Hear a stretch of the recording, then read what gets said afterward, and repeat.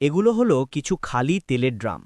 এই জাহাজগুলো কিন্তু ইল্লিগালভাবে ইন্টারন্যাশনাল সমুদ্রসীমায় আবর্জনা ফেলছে না, বরং তারা কিছু শাকসবজি এবং ফলমূলের পরিবর্তে দুবাইয়ের কিছু লোকাল লোকজনের সাথে এগুলো এক্সচেঞ্জ করছে। এই মুহূর্তে কিছু লোকাল লোকজন অনেক পরিমাণ ফলমূল নিয়ে এসেছে এবং বিনিময়ে তাদের কাছ থেকে 50টা খালি ড্রাম চাইছে।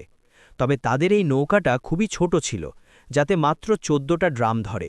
তাই তারা বলে বাকি ড্রামগুলো সমুদ্রের পানিতেই ফেলে দিতে এবং পরবর্তীতে এগুলো তারা তাদের লোকাল লোকজন দিয়ে তুলে নিবে।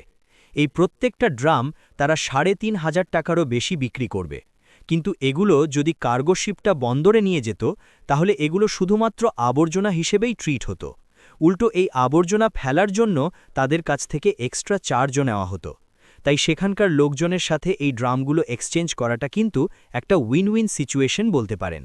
ভিডিও ভালো লাগলে লাইক ও সাবস্ক্রাইব করে দিন, আর কোনো প্রশ্ন থাকলে কমেন্টে বলে জানান।